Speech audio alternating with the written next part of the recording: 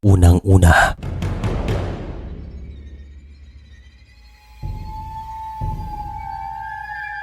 ang ilan sa mga Pilipino ay mahilig sa mga kwentong kababalagan. At mayroon akong ikukwento.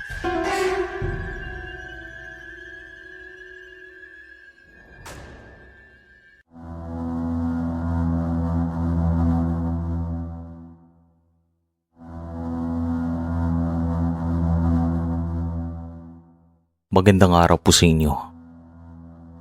Itong karanasang ito ay nangyari sa lugar namin sa Negros Oriental, way back 1985. Noong tempo na ito, ay nagbabakasyon ako sa bahay ng aking tiyo. Tatawagin na lang natin sa pangalang Tiyo Lino. Yung lolo ko naman ay nakatira din sa kanyang bahay. Ang dala sa kanilang magkakapatid, si Tiyo Lino pa lang ang walang asawa at anak. Kaya naman siyang nag-aalaga kay lolo nung time na to. Siya rin kasing bunso. Meron siyang kinakasama nung taon na ito, pero nagkaroon sila ng hindi pagkakaintindihan. Sabihin na nating naghihiwalay sila. Hindi po namin nakalain na magkakaroon kami ng karanasan sa bahay. Nang dahil ni isang beses ay hindi naman kami pinaramdaman o pinaranas ng ganito. Isang hapon, Toy, isasama ko muna nga po mo doon sa tubuhan. Meron na akong kukunin ng mga pinggan. Nakalimutan kong dalhin dito kanina. Sige. Bumalik agad kayo dito. Huwag magpapaabot ng dilim sa daan. Sige tay, saglit na naman kami. At nakahanda na rin naman dyan ang hapunan. Kung nagugutom kayo, kumain na po kayo. Hihintayin ko na lang kayo dito. Sige na. Umalis na kayo. umalis nga kami ni Tiyo at matapos sa mahigit 20 minutos na lakaran ay narating namin ang tubuhan ng aking lolo. Medyo malawak din puno ng tubuhan niya. Minana pa niya ito sa kanyang tatay at siya pong nagpatuloy ng ganitong negosyo. Pagkarating nga namin sa tubuhan ay naglakad pa kami ng mahigit 100 metro bago marating ang kubo na tinatambayan namin. Tinatambayan din po ito ng mga obreros kapag panahon ng ani. Pero hindi kami nagpapalipas ng gabi doon sapagkat maraming mga insekto. Kahit na meron kang kulambo, ay tumatagos pa rin sila mula sa sahig. Nang dahil sa gawa lamang ito sa mga kawayan at merong maliliit na siwa. Pagkarating nga namin sa kubo, ay kinuha ni Tiyo ang kanilang pinagkainan ni Lolo. Hindi pa nga nahuhugasan ng mga ito. Pagkatapos nito, ay agad naman kami nilakad pabalik sa bahay. Hindi pa man kami nakakalabas sa tubuhan, ay nakarinig po kami ng isang tunog. At hindi ko alam nung una kung bakit ganoon talagang reaksyon ng aking tiyo. Napahinto ito at nagsabi sa akin na huminto rin. Pinakinggan pa namin kung saan nanggagaling ang tunog at napagtanto namin na galing sa kubo. Meron pang liwanag pero nagpaparamdam na siya. Ano bang ibig mo sabihin, Tiyo? Ano yan? Di ba ibon lang yan? Hindi yan pangkaraniwang ibon. Aswang yan. Halika na. Bilisan mo ang paglalakad. Nang sa ganun ay makauwi na tayo. Meron pa bang ganon? Sige po, tara. Subukan lang niyang lumapit at magpakita. Hindi ako magdadalawang isip na tagain siya. Dali-dali kami naglakad pero hindi pa man kami nakakalabas ay huminto ulit si Tiyo. At pagkalingon ko sa kanya ay nakita ko siyang nakatingin sa isang bahagi. Nanlalaki ang mga mata na tila ba meron siyang nakikitang nakakatakot. Sa katunayan, sa maniwala kayo hindi, nadidinig ko po ang tibok ng kanyang puso. Tahimik pong paligid, tapos hindi umiihip ang hangin. Naging maalinsangan bigla, kaya naman nakapagtataka. Hindi po ako makapaniwala. Pagkatingin ko sa bahagi na kung saan nakatitig si Tiyo, ay nagulat ako nang makakita ng isang pusa. Malaki, payat at kulay itim. Tapos ang kanyang mga balahibo ay parang namamasa-masa. Mahaba din pong mga ito at alam ko na sa mga sandaling ito ay hindi ito pangkaraniwan. Naninilaw pang mga mata at malalaki. Tiyo, umalis na po tayo. Dali, bilisan nyo. Sige, subukan mong lumapit. Tatagain kita ng itak. Sige, subukan mo. Halika dito. Tiyo, umalis na po tayo. Tara na po. Huwag niyo na po siyang pansinin. Dali na. Takbo, tumakbo ka. Kakaibang pusang iyon Hindi pangkaraniwan. Aswang na ba yun, Tiyo? Diyos ko, nakakahilakpot naman yon. Wala namang sinasabi si Tiyo habang tumatakbo kami. At nang makalabas kami sa tubuan, ay lumingon pa kami ni Tiyo. Pero wala na kami nakita. Dali-dali kaming umuwi sa bahay namin. At nang makarating kami doon, ay nagtataka si Lolo kung bakit kami pinagpapawisan at kung bakit parang nakakita kami ng multo. Si Tiyo naman ay talagang hingal na hingal. Anong nangyari sa inyong dalawa? Bakit ganyan ang mga itsura nyo? Meron bang nangyari doon sa tubuhan? At ikaw, Iyo, bakit ka namumutla? Tay, may bagat po doon sa tubuhan. Nakakita po kami ng malaking itim na pusa. Nakatingin ng direkta sa akin.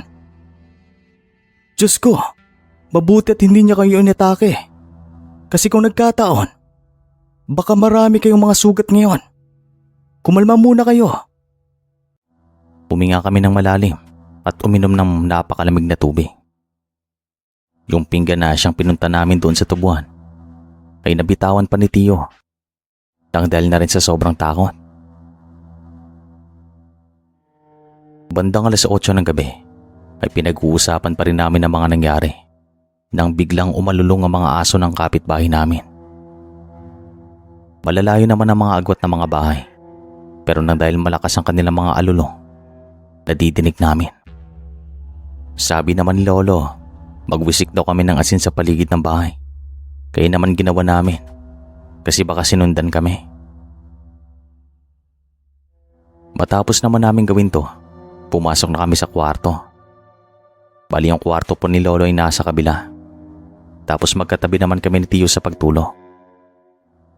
Hindi kami mapakali at hindi kami makatulog nang dahil sa nakita naming iyon. Sa buong buhay kasi namin, ito ang unang pagkakataon na nakaranas kami ng kababalagan.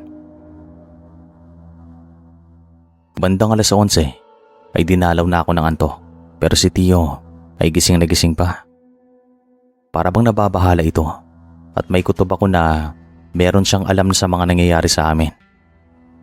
Hindi ko alam kung bakit pero ito yung nararamdaman ko sa mga sandaling nakatingin ako sa kanya. Para bang meron siyang hindi sinasabi sa amin ni Lolo. Di kalaunan ay nakatulog naman ako nang hindi ko namalayan. At bandang 1:00, ginising niya ako. Nakatingin siya sa bubong ng bahay habang sumisenyas na tumahimik daw ako. Kaya naman bumangon ako at tumingin sa kanya. At hindi naman nagtagal. Nakarinig ako ng mga yapak sa bubong na sa mga panahong ito ay gawa lamang sa pawid. Yung mga yapak na dahan-dahan, pero nang dahil yung pawid namin ay malulutong na, ay nadidinig namin siya. Tapos nakakarinig kami ng mahinang hingal na para manggawa ng isang taong merong ubo. Nakakahilakbot at talagang nakakapanindig balahibo. Kaya naman sabi ni Tiyo, huwag akong gumawa ng anumang ingay. At nakita ko siyang nakahawak sa kanyang itak. Walang kaabog-abog ay narinig naming parang sinasakal po si Lolo. Nahihirapan po itong huminga. Kaya naman dali-dali kaming tumayo ni Tiyo at tumungo sa kabilang kwarto para kumustahin siya. Pagkarating namin doon ay nakita nga namin siyang nahihirapan habang nakapikit ang kanyang mga mata. Para bang may sumasakal talaga sa kanya kahit na wala naman siyang kasama. Sabi naman ni Tiyo, siguradong binabangungot po ito at sinubukan namin siyang gisingin. Pero talagang nahirapan kami sa kanya. Mabuti naman at matapos ang mahigit 15 minutos, nagising ito. Natataranta at tumawak sa kanyang leeg na para bang sinaktan ito. Tumitig ito sa amin ng ilang segundo, nanlalaki ang mga mata at hindi na po ito mapakali. Si Rowena, Nakita ko sa aking panaginip. Galit na galit sa akin. At parang gusto niya akong patayin. Ano? Sinasabi ko na nga ba tay? Tama nga ang aking kutob. Parang sinakal ako sa personal. Panaginip lang iyon pero parang totoong nangyari. Mahigpit ang mga leg ko ngayon. Paano nangyari to? Bakit ganito? Hindi ko rin alam tay. Rowena, lubayan mo na kami. Ito pong si Rowena ay ang sinabi kong kinakasama ni Tio nung taon na ito. Hindi niya po ito tunay na pangalan. Pero itago na lang natin siya sa pangalang Rowena. Hindi ko pa alam kung anong meron sa kanya nung time na to. Wala namang kinukwento sa amin si Tio. At nagtataka pa rin ako kung bakit napanaginipan siya ni Lolo. Kailangan ko pa ng mga kasagutan. Hanggang sa meron po kaming narinig na wak! Wak! At dito na kami nataranta. Hindi na namin alam ang aming gagawin. Takot na takot ako, Sir Chris. Kasi nasa 12 anyos pa lamang ako nung time na to. At ito ang unang pagkakataon na nakaranas ako ng kababalagan. Para bang ibon o tawang gumagawa ng tunog na ito. Hindi ko maintindihan. Lumayas ka na dito, Rowena. Ayaw na sa'yo ng anak ko. Nang dahil sa mga ginawa mo sa kanya, alam na namin ang iyong sekreto. Kaya ka siguro nagalit ano? Wag na wag mo kaming susubukan. Alam namin kung saan ang bahay niyo. Wag mo nang hintayin na bukas. Lulusubin ka ng angka namin. Oo nga Rowena, tapos na tayo. Wala ka nang babalikan dito. Matapos nilang sabihin ang mga salitang ito, sa maniwala kayo hindi, si Lolo po'y biglang nangisay na para bang malapit na itong mamatay. Parang inaatake ito sa puso. Hindi po pangkaraniwan ng mga nangyayari sa mga sandaling ito. Meron talagang mali sa kanya. Kaya kami ni Tio ay talagang nagpanik sa mga sandaling ito. Hindi namin alam ang aming gagawin sa kanya. Iniisip namin kung dadalhin ba namin siya sa bahay paggamutan o hindi. Kasi nga, binubulabog kami sa mga sandaling ito. May higit 5 minuto siguro na ganitong kalagayan ni Lolo. Si Tio ay sumisigaw pa rin at nagmamakaawa kay Rowena na itigil ng kanyang ginagawa sapagkat alam namin na siya ang dahilan kung bakit nagkakaganito si Lolo. Maya-maya lang ay nahimasmasan po siya at bumalik sa normal. Nakakausap na rin po ito ng maayos at sa maniwala kayo hindi, wala po siyang maalala. Hindi niya alam na meron nang nangyayaring hindi maganda sa kanya. At sabi niya, binantaan daw siya ni Rowena, minura at gusto talaga itong patayin. At nalaman ko naman na kontra pala si Lolo sa relasyon ni Tio at Rowena. Kaya pala pinag-iinitan ito kasi nung unang kita pa lang niya kay Rowena ay mabigat na daw talaga ang kanyang pakiramdam. Parang may mali sa pagmamahalan nila Tio. Siyempre tatay po siya at konektado talaga ang mga magulang sa mga anak. Nararamdaman nila kung merong nangyayaring mali sa kanilang mga anak. At alam ko na ganito din ang nararamdaman ng karamihan sa mga magulang na nakikinig dito. Yung koneksyon natin sa mga anak natin ay talagang malakas. Mararamdaman natin kung meron silang ginagawang mali o merong nangyayaring mali sa kanilang buhay.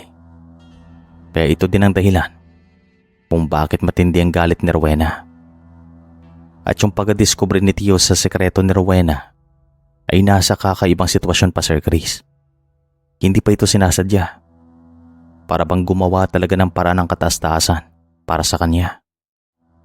Bago pa man sila maghiwalay ni Rowena at bago pa man niya matuklasan ng lahat, isang umaga habang sumasakay daw ito sa jeep pauwi sa amin, ay tinitigan daw ito ng isang ali. Isa pa po itong Aita na galing sa malayong bayan. Bigla daw siyang hinawakan sa mga kamay at sinabihan na nasa ilalim ito ng gayuma at dapat daw hiwalayan niya ang kanyang kinakasama nung time na yon, si Rowena. Magmula daw nung hinawakan siya ng aling iyon ay parang gumaan ang kanyang pakiramdam. Tapos parang naimasmasan ito at pagkarating niya sa bahay namin, tumitig daw ito kay Rowena at nagtataka kung bakit siya nahumaling at nahulog sa kanya. Hindi naman po sa nangungutya ako, pero si Rowena ay napakapangit, mabaho, at may mga pagkakataon na hindi nga naliligo. Kaya daw hiniwalay niya kasi napagtanto niya na ginayuma nga ito. At natuklasan din ni Tio na maraming mga libreta si Rowena sa kanyang mga gamit na merong mga nakasulat na mga orasyon. Dito na nga niya nakumpirma. Balik na po tayo. Maya-maya lang ay lumabas si Tio habang hawak-hawak ang itak. Galit na galit at nagbabanta. Napupunta nila ang bahay ni Rowena kapag hindi siya titigil sa pampubulabo. Nang makapasok ito ay huminto naman siya sa pagpaparamdam at hindi na nasundan. Kinabukasan, sabi ni Tio, kapag maulit mamayang gabi ang pambubulabo, lulusubin niya ang bahay nila Rowena. Pero mabuti naman at hindi na naulit pa hanggang sa nagtuloy-tuloy na. At magmula nun, hindi na po talaga sila nagkita, Sir Chris. Naging tahimik ng lahat. Kaya naman hanggang dito na lang sigurong kwento. Maraming salamat sa inyo.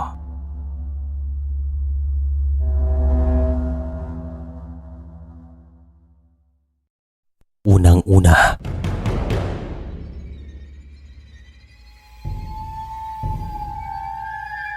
Ang ilan sa mga Pilipino ay mahilig sa mga kwentong kababalagan.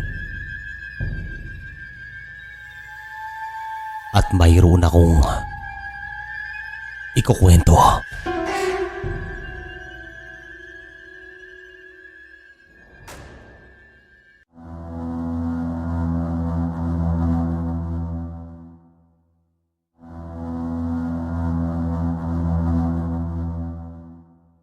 Magandang araw po sa inyo. Itago niyo po ako sa pangalang Rowel at ang karanasang ito ay nangyari nung bata pa lamang ako. 10 taong gulang pa lamang ako nung time na to at taong 1983 po ito. Nakasanayan ko na pong makinig ng mga kwentong kababalagan dito at yung panganay na anak ko ang siyang tumulong sa akin na may padalang kwento na ito. Sa katunayan, sinulat ko po ito sa papel.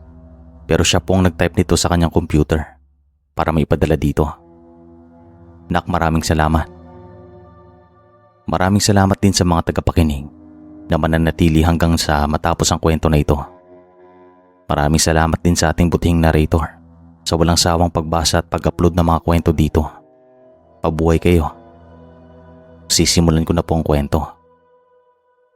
Gaya naman sa ibang kwento dito, lumaki ako sa piling ng aking tatay. Nang dahil nung sanggol pa lamang ako, ay naghiwalay sila ng aking nanay. Alam ko rin naman ang dahilan pero hindi ko na po babanggitin dito. Kami lang ni tatay magkasangga sa buhay. May mga pagkakataon na sumasama ako sa kanyang pagkakarpintero. At kapag meron akong pasok, nagbebenta ako ng mga kakanin sa eskwelahan. Mabuti naman at pinapahintulutan ako ng aking mga guro na magbenta. Kasi alam din naman nila ang aming kalagayan. Yung mga kakanin na ito ay niluluto ng aming kabaryo. Pinapatungan ko na lamang ang presyo nang sa ganun ay meron akong kikitain kahit kaunti lang. Pambaon at panghanap buhay namin ni tatay. Hanggang sa isang hapon, bandang 5:00, ay dumating po itong tiyuhin ko. Ito yung panganay na kapatid ng aking tatay. At nung time po na ito ay nasa 52 na siya. Pero si tatay ay nasa 40 pataas pa lamang. Nagulat kami kasi dumating siya. Hindi namin siya inaasahan. Oh, tol, kumusta ka? Ayos lang ako, tol. Kayo, kumusta kayo dito? Gusto ko munang magpahinga. Sabi kasi ng pinuntahan kong manggagamot, mas mabuting lumayo ko sa lugar na yon. Saan ka ba nakadestino? Sa isang liblib na baryo sa Negros. Grabe yung pinagdaanan ko doon, tol. May isang pagkakataon na hindi ako nakatulog ng isang gabi. Bakit naman? Anong problema? Tumahimik na lamang si Tio at hindi na sumagot pa. Pero alam namin na meron siyang hindi sinasabi. Para bang pinatahimik po ito. Kaya hindi niya masabi sa amin. Humingi ito ng tubig at sabi niya gutom na gutom daw ito. Grabe, bakit pumayat ka na sobra tol? Hindi ka ba kumakain doon? Mahabang kwento. Nakakabaliw ang lugar na yon. Lalo na tuwing gabi.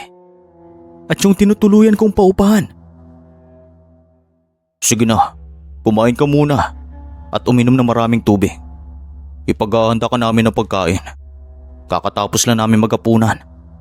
Maraming salamat, tol. Magpapahinga muna ako dito. Napagod ako sa biyahe. Di kalaunan ay nakatulog naman si Tio. Habang naghahanda kami ng pagkain sa kusina ay nagtataka si tatay kung bakit nangingitim at pumayat si Tio. Ilang taon din po siyang hindi napakita sa amin. Malaking kanyang pinagbago kaya labis ang aming pagtataka kung ano ang nangyari sa kanya. Pagkatapos naming ihanda ang pagkain ay ginising ko po siya at sinamahan siya namin kumain sa pagkainan. Ang isang ipinagtataka pa ni tatay, bakit hindi siya dumiretso sa bahay ng kanyang asawa at anak? Bakit sa amin?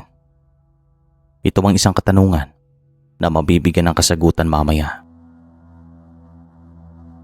Habang kumakain si Tio, ay pinagmasdan namin siya ni tatay.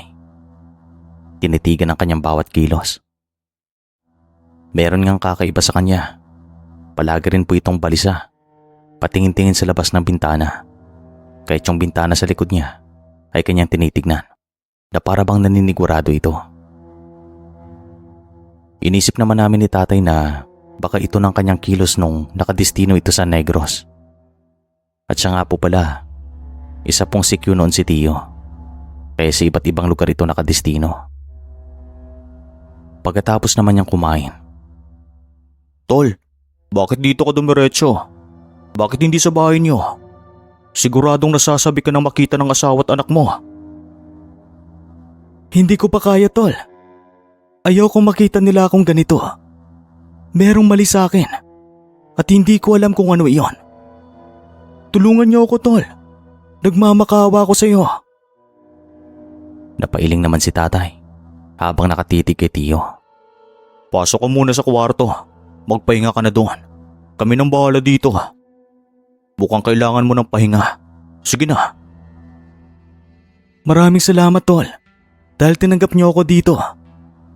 Mukhang yan nga ang aking kailangan.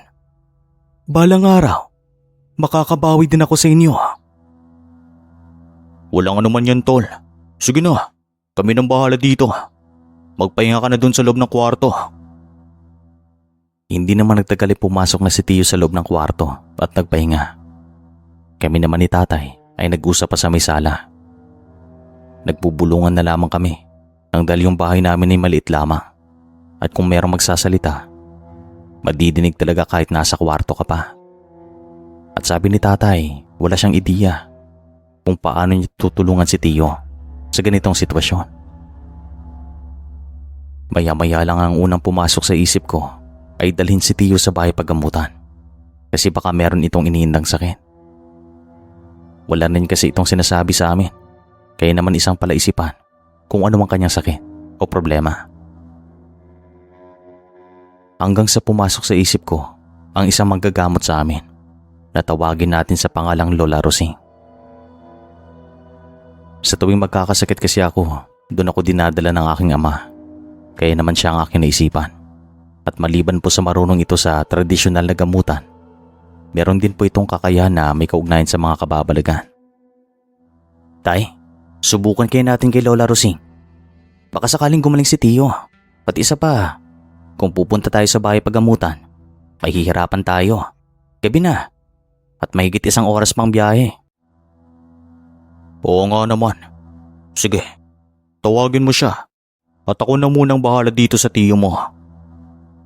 Sige tay, paalis na ako. Sandali lang.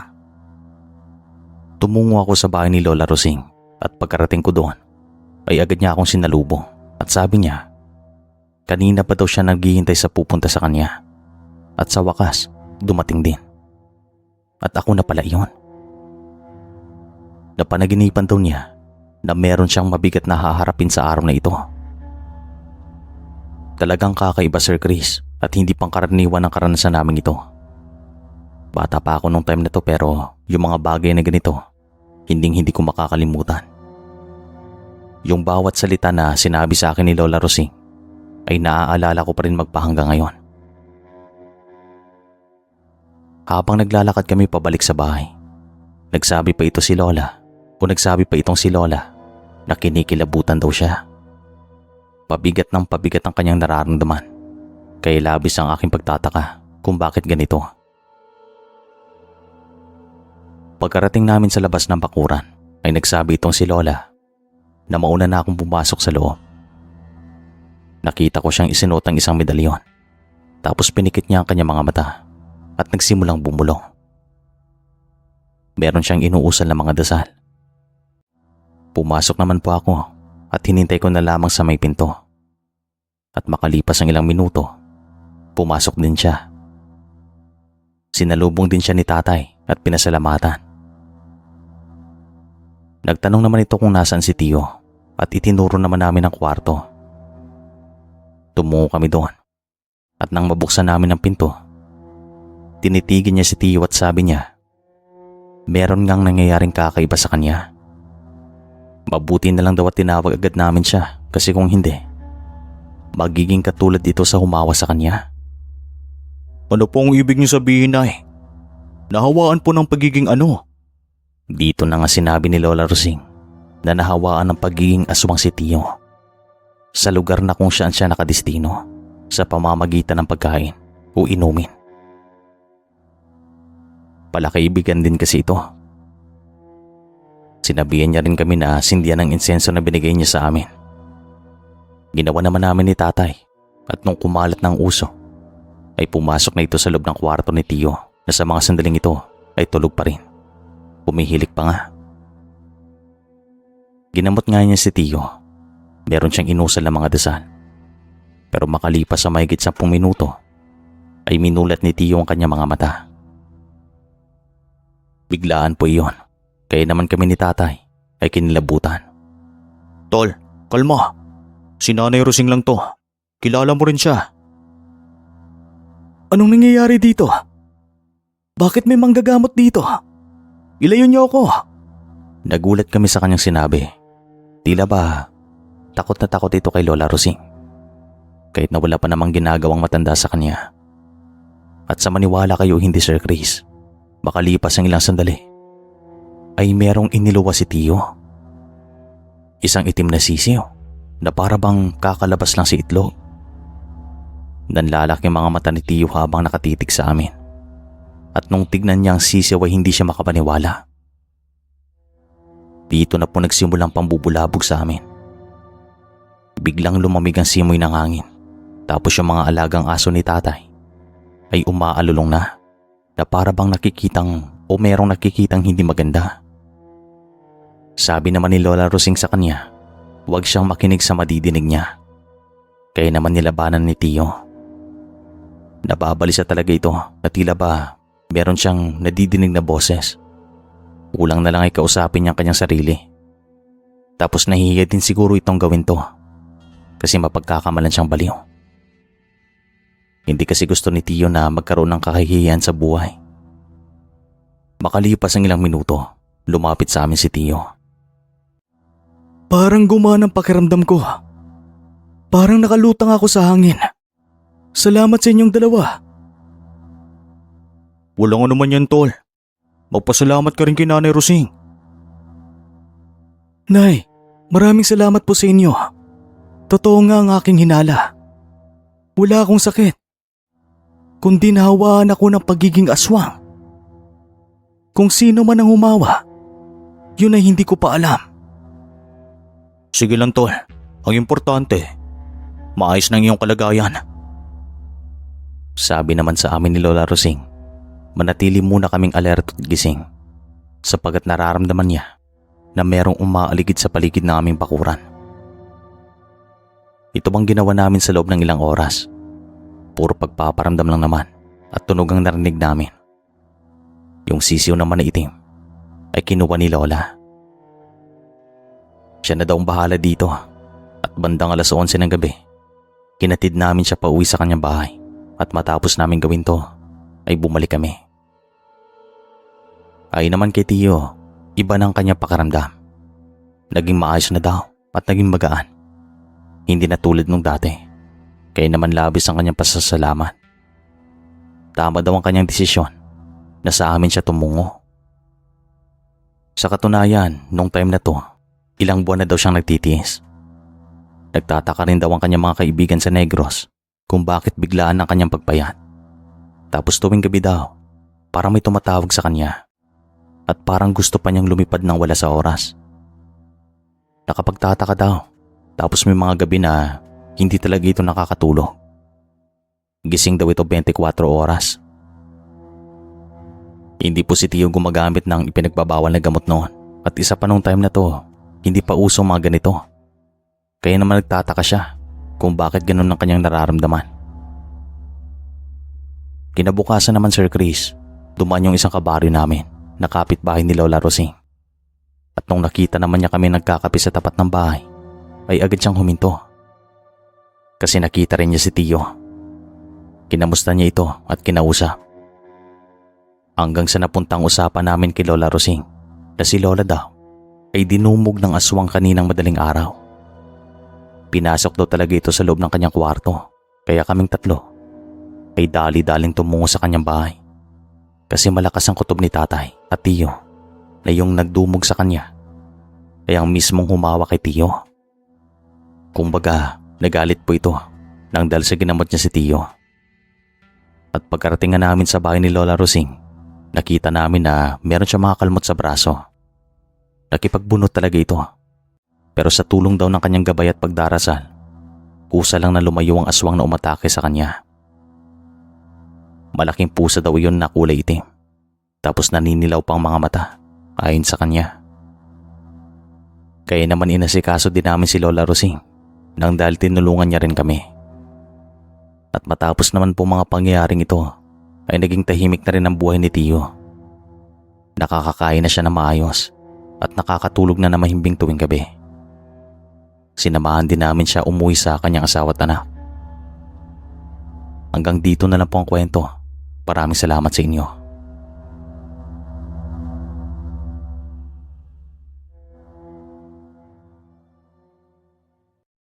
Unang-una,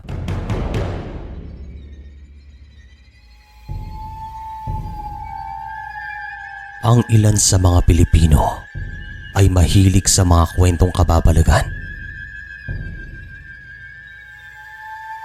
At mayroon akong ikukwento.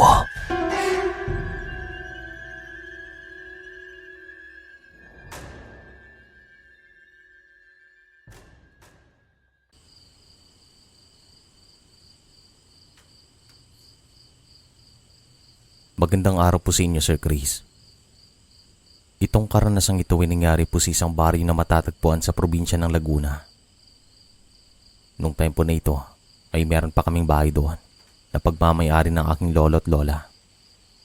Pero ngayon wala na, kasi way back 2015 ay tuluyan na iyong nasira ng isang bagyo. Hindi na kasi yung tinitirahan. Bumalik po tayo sa taong 1994 nung mga panahong buhay pa si lolo at lola. Sa mga panahong ito ay doon po kami tumitira.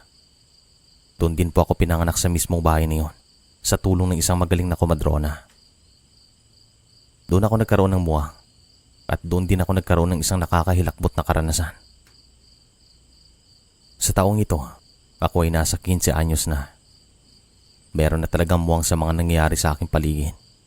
At nang dahil nga nagbigay ng hilakbot itong karanasang ito, ay hindi ko makakalimutan magpahanggang ngayon.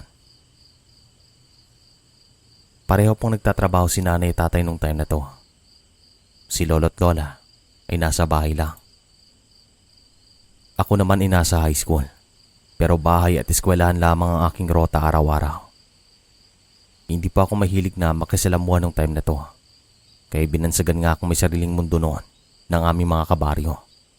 Pero syempre, mabait na bata para sa mga matatanda doon. Nag-iisang anak lang din po ako, Sir Chris. At isang hapon noon, Pagkarating ko galing eskwelahan, ay agad ako nagbihis at saka tinapos ang aking mga takdang aralin. At sa pagkakatanda ko, merong pinapagawang proyekto ang isa naming guro. Kaya naman tinapos ko na rin para wala na akong gagawin kinabukasan. Bandang 5:00 ng hapon ay nagsabi itong si lolo at lola na pupunta sila sa isang talipapa para bumili ng uulamin namin sa hapunan. Sinabihan ko naman sila na mag-ingat at tumango naman ang mga ito. Si nanay at tatay naman, usually gabi na akong umuwi kasi nga pareho silang nagtatrabaho. Nung makaalis na si lolo at lola ay aking niligpit ang mga gamit ko sa lamesa at nilagay sa aking bag kasi tapos ko na rin gawin ng lahat. Pagkatapos nito ay tumungo ako sa palikuran para umihi. At pagkarating ko doon ay naramdaman ko na sobrang lamig ng simoy ng hangin. At sabi ko sa isip ko, parang Disyembre na, ang lamig. At saka pumasok ako sa banyo. Nakahiwalay po kasi ito sa bahay namin at yung dingding noon ay gawa lamang sa amakan. Pagkatapos ko nga ay lumabas ako at naramdaman ko na yung lamig ay parang nanonood sa aking mga balat. Talagang nakakapanibago. At tumingin ako sa aking paligid. Nang mapasulap ako sa ikalawang palapag ng aming bahay, ay meron po ako nakitang dumaan sa nakabukas na bintana at papunta ito sa aking kwarto.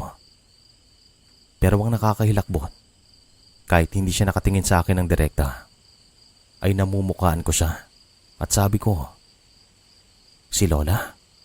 Akala ko ba umalis sila?" At agad ko siyang tinawag.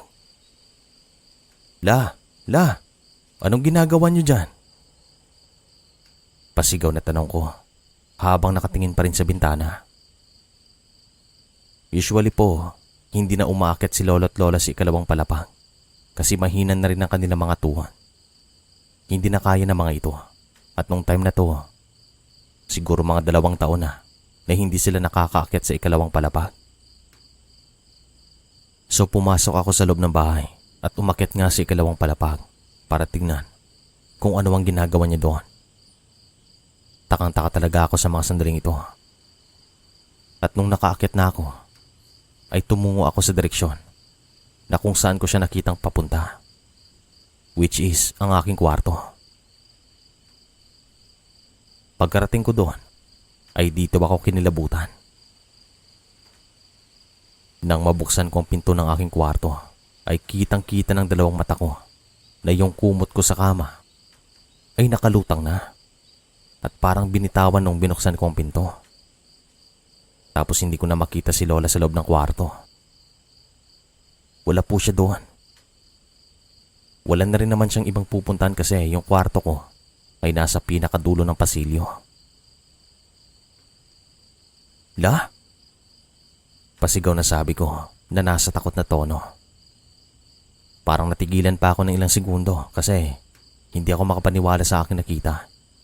At saka dali-dali akong bumaba ng bahay at lumabas ng bakuran. Ang plano ko naman ay pupuntahan ko ang talipapa na kung saan sila bumili ng ulam namin. Pero hindi pa man ako nangangalahati ay nakasalubong ko sila sa daan. "Oh, anong nangyari sa'yo?" Tanong agad sa akin ni Lola at si Lolo ay nagtataka. "Ba't ka namumutla? Anong nangyari sa'yo?" Tanong ni Lolo. At dito ko na po kinuwento kung ano ang nasaksihan ko sa bahay namin. At hindi naman sila makapaniwala. Si Lola naman ay agad na kinabahan kasi inisip niya na baka mayroong masamang elemento sa bahay namin. Ito rin pong pinakaunang pagkakataon na mayroong naganap na kababalagan sa amin. Kaya naman nakakapanibago at syempre, kinikilabutan kaming lahat. Pagkarating naman namin sa bahay, ay wala naman kaming narinig na kakaiba o naramdaman. Yung simoy ng hangin ay sakto lang. Hindi tulad nung sandaling nasa likod ako ng bahay na sobrang lamig. Pinagpatuloy pa rin po namin ang usapan at tumulong na rin ako sa pagluto ng aming ulam. Natatawa nga ako kasi hindi kami naghiwa-hiwalay. Kung saan pupunta ang isa, doon ang lahat. Bandang 6:00 ng gabi ay tapos na naming lutuin ang ulam at tamang-tama din naman na si nanay at tatay ay dumating. Kaya naman sama-sama na kaming kumain ng hapunan. Hanggang sa nagsabi si Lola na ikuwento ko daw sa aking mga magulang ang naging karanasan ko nung hapon na yon. Kaya habang kumakain kami ay kinuwento ko sa mga ito ang naging karanasan ko. At si nanay nagsabi na ilang araw na rin daw siyang nakakaramdam ng kilabot, lalo na tuwing umaga sa kanyang pagising at sa tuwing maglalakad daw ito sa pasilyo sa ikalawang palapag. Nagtanong naman si Lola kay nanay kung meron ba silang lahing albularyo o kakayahan na makakita at makaramdam na may kaugnayan sa kababalagan. Dito lang namin nalaman na meron daw kasi ang kanyang tiyahin noon ay isang manggagamot at minana ng kanyang pinsan ang kakayahan na iyon. At sabi ni Lolo, baka daw nananalaytay sa dugo namin ng ganitong kakayahan. Pagkatapos naman namin kumain, ay tumambay pa kami sa may sala para pag-usapan pa ang mga nangyari. At sa kalagitnaan ng aming pag-uusap, isang kalabog na narinig namin sa ikalawang palapag. At sabi ni nanay, parang ayaw na daw niyang matulog doon sa kanilang kwarto. Kaya napagpasya namin na doon na lang matulog sa may sala. At agad namang inilabas ni Lola ang isang banig. Ako naman, si nanay at tatay ay tumungo sa ikalawang palapag para kunin ang aming kumot at mga unan. Natakot na kasi kami. Wala naman kaming naramdamang kakaiba doon at wala naman kaming narinig. Pagkababa namin, ay agad naming inayos ang aming matutulugan kasi magpapahinga na si nanay at tatay. Inayaan naming nakabukas sa mga ilaw. Si Lolo at Lola ay pumasok na sa kanilang kwarto para magpahinga. Hindi po ako makatulog at ganun din ang aking mga magulang. Pero nang dahil pagod ang mga ito, bandang 10:00 ay nakatulog sila. At ako na lang natitirang gising. Patingin-tingin po ako sa hagdan kasi iniisip ko na baka merong bumaba doon at makita ko ulit ang nakita ko nung hapon na yon. Bandang 11:00 ay nakatulog ako nang hindi ko namalayan nang dahil sa sobrang puyat. Kinabukasan, nagising naman ako sa boses ng aking nanay at normal naman ang lahat. Wala namang nangyaring kakaiba at isang tipikal na umaga lamang ito. Makalipas ang 10 araw ay dito na po nagreklamo si Lola na napakasakit daw ng kanyang likod at hindi na po ito makalakad ng matuwid. Matanda na rin kasi ito at nung time na to, nasa 80 anyos na po siya. Ilang beses na rin po kaming tumungo sa bahay paggamutan pero hindi pa rin umayos ang kalagayan ni Lola. Hanggang sa isang umaga ay narinig naming umiyak si Lolo sa kanilang kwarto. Kami ni nanay at tatay ay napatingin doon. Kumakain po kami ng agahan sa mga sandaling ito kasi papasok ako ng eskwelahan at si nanay at tatay ay magtatrabaho. Tignan natin, sabi ng aking ina at tumungo kami sa kanilang kwarto para kumustahin ang mga ito. Pagkarating na namin doon ay nakita namin na si Lolo ay nakahawak sa mga kamay ni Lola. Umiiyak at nakapikit. Tay, anong problema? Kumusta si nanay? Tanong ni tatay kay Lolo. Wala na siya. Nagpahinga na. Sagot ni Lolo at agad naman kaming lumapit sa kama. Ako naman ay umiyak din sa mga sandaling ito kasi malapit po sa akin si Lola. Nung unang araw ng kanyang burol ay nasabi namin sila naming kamag-anakan ang naging karanasan ko sa bahay. At sabi ng mga ito, yung nakita kong kamukha ni Lola ay isang masamang sinyales ayon sa mga ito o mensahe na merong mangyayaring hindi maganda. Pero ayon naman kay Lolo, baka oras na talaga ni Lola at nagbigay lamang ng senyales ang aking nakita na kamukha niya. Parang ganon. Ito naman pong susunod na karanasan ko ay nangyari naman dito sa Menegros way back 2005. Ito po ang unang taon na tumira ako dito kasama ang aking asawa. Bali sumama ako sa kanya dito kasi meron pong lupain na ipinamana ng kanyang mga magulang at pinagpatayuan namin ng negosyo. Tungkol naman po ito sa aswang. Noong time na to ay hindi pa masyadong maraming populasyon ng baryo dito. Malalayong agwat ng mga bahay sa isa't isa. At bago pumatak ang takip silim, wala ka na makikitang tao sa labas. Kumbaga, maagang nagpapahinga mga tao dito. Isang gabi, pagkatapos ng aming hapunan, ay agad kami nagpahinga sa aming kwarto. Meron po kami mga alagang baboy nung time na to. Bali medyo maliliit pa sila at pinagawan ko sila ng kulungan sa pinakasulok ng aming bakuran para medyo malayo sa amin. At yung amoy ng kanilang dumi ay hindi namin masyadong maamoy. Palawak din po kasi ang lupain namin dito. Makalipas ang mahigit kalahating oras ay nakatulog kami ng hindi namin namalayan. Pero bandang 10:00 ng gabi ay dito na akong ginising ng aking asawa at ayon sa kanya, ang sama daw ng kanyang pakaramdam. At maliban naman po sa amoy na kadalasan naming naaamoy noon dito sa aming bakuran, na alam naman namin nanggagaling sa kulungan ng mga baboy, ay meron pa kaming isang naaamoy. Malansa at mabaho at sabi ko, hindi na to galing sa kulungan ng mga aming alaga. Sigurado ako na galing po ito sa iba. Hindi naman kami nag-aalaga ng ibang hayop bukod sa mga baboy. At sabi naman ng asawa ko, nag-iingay din daw ang mga ito. At saka nakarinig siya ng mga yapak sa bubong ng aming bahay. Gawa na po sa yarong bubong namin, kaya kung meron mang naglalakad sa bubong, talagang madidinig ito. Pero sa mga sandaling iyon, ay wala naman akong nadidinig bukod sa mga alaga namin sa di kalayuan. Ang sakit ng tiyan ko. Para bang hinahalukay. Pabulong na sabi ng aking asawa. Agad ko naman siyang inalagaan, pero hindi pa rin mawala sa isip ko na puntahan ng aming mga alaga sa pinakasulok ng bakuran. Kasi nga nag-iingay ang mga ito. Hindi naman nagtagal ay nagsabi itong asawa ko na puntahan ko daw ang mga alaga namin. Kasi baka ano nang nangyayari doon. Tumango naman ako at nagsabi sa kanya na mabilis lang ako at babalik naman kaagad. Titignan ko lang kung ano ang problema at tumango naman ito sa akin. Kumuha naman ako ng flashlight at isang itaw para sigurado kasi baka merong taong nakapasok. At agad ako naglakad patungo sa kulungan. Pagkarating ko doon ay binilang ko sila at wala namang nawawala.